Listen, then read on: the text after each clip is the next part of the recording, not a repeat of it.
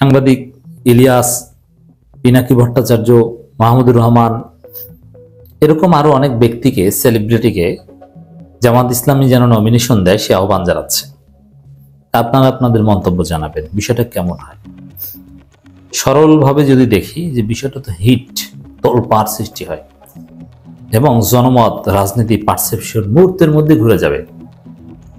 কারণ পিনাকি, ইলিয়াস, মাহমুদুর রহমানরা যদি কোনো একটা দলের হয়ে নির্বাচন করেন, তাদের প্রতিপক্ষকে তো মুহূর্তের মধ্যে দেশব্যাপী ধসিয়ে দেওয়া যায়। তিনজন ব্যক্তি যদি নির্বাচন করেন, শুধু এই 3 নির্বাচন এলাকা নয়, পুরো বাংলাদেশে তাদের প্রতিপক্ষকে ধসিয়ে দিতে পারেন, এই সক্ষমতা তাদের আছে।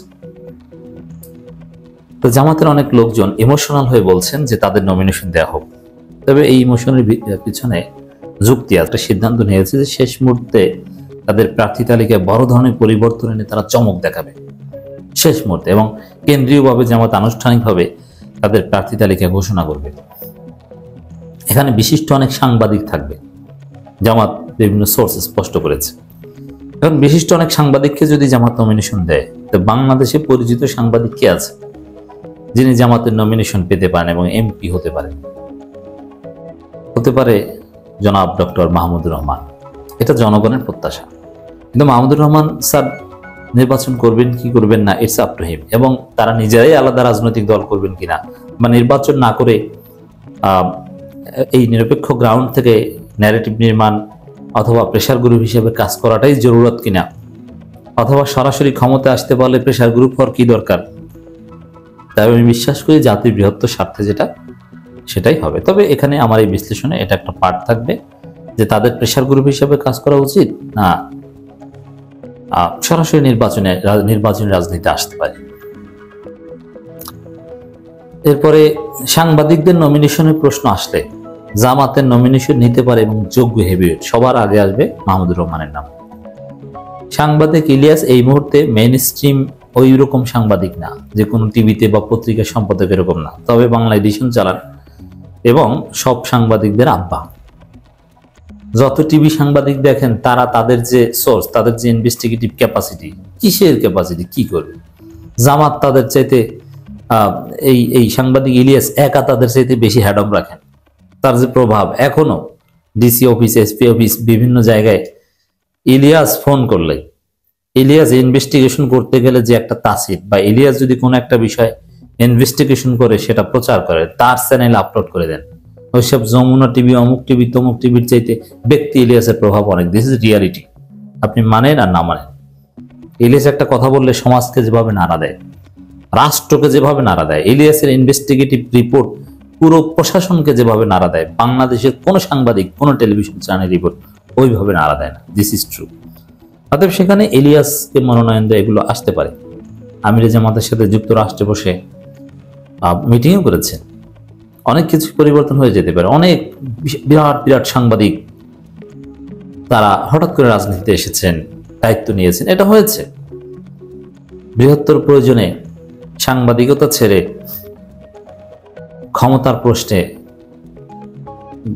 যেহেতু বিষয়টা এরকম যে ইলিয়াস, পিনাকি, মাহমুদুর রহমান এরা যদি কোনো একটা পক্ষে মন নেয়, তাহলে জাতির ভাগ্য পরিবর্তন হয়ে যাবে। বাংলাদেশের রাজনীতির গতি প্রকৃতি আগামী 100 বছরের জন্য পরিবর্তন হয়ে যেতে পারে, জাস্ট তাদের রাজনীতিতে আসার সিদ্ধান্ত। এই জন্য এটা তারা করতে পারে না। এখানে প্রেশার গ্রুপ হিসেবে থাকাটাও জরুরি। তবে প্রেশার গ্রুপ হিসেবে, সাংবাদিক হিসেবে, নিউট্রাল অ্যাক্টিভিস্ট হিসেবে পিনাকি ভট্টাচার্যের কথা আর কি বললাম, এটা তো আর বলে শেষ করা যাবে না। পিনাকির যে জনপ্রিয়তা, তার যে রাজনৈতিক জ্ঞান, তার যে দূরদর্শিতা। পিনাকি না সাংবাদিক না অ্যাক্টিভিস্ট, আবার সাংবাদিক, আবার অ্যাক্টিভিস্ট, আবার পলিটিশিয়ানও বলা যায়, কারণ তিনি এখন মাপ করতে পারেন, এই করতে পারেন, সেই করতে পারেন। তো এই জায়গায় আমি বলবো যে মিনিমাম মাহমুদুর রহমান কিংবা ইলিয়াস এরা রাজনীতিতে আসতে পারেন।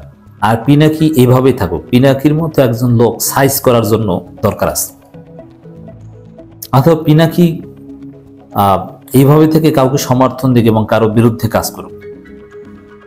কারণ প্রার্থী হলে তার বিরুদ্ধে কাজ করার ক্ষেত্রে একটা সীমাবদ্ধতা তৈরি হয়। বিএনপিকে সাইজ করার জন্য এরকম বিদেশি পিনাকি ভট্টাচার্য থাকুক। আবার পিনাকি যদি কোনো একটা দলে আসেন, তাহলে যে তোলপাড় তৈরি হয়ে যাবে, ওই তোলপাড়ে বাংলাদেশের 100 বছরের রাজনীতি ভাগ্য নির্ধারণ হতে পারে। অতএব ইতিবাচক নেতিবাচক অনেক দিক আছে। অথবা এই পিনাকি ভট্টাচার্য, ইলিয়াস, মাহমুদুর রহমানদের নমিনেশন দেওয়ার কথা বলা হচ্ছে, আরো অনেক সাংবাদিককে যে আহ্বান জানানো হচ্ছে, এটা একদম ভিত্তিহীন নয়, এটা অমূলক নয়। এর প্রয়োজনীয়তা, এর একটা স্পেশালিটি রয়েছে, তা আপনারা দেখছেন দর্শক। একই সাথে এই ভিপি সাদিক ক্যাম্প থেকে শুরু করে এই তরুণ ভিপিদের অনেককে নমিনেশন দেওয়ার আলোচনা জামাতের মধ্যেই আছে। শিবিরের নেতা সিবগাতুল্লাহ থেকে শুরু করে অনেককে নমিনেশন দিয়ে চমক দেখানোর কথা আসছে।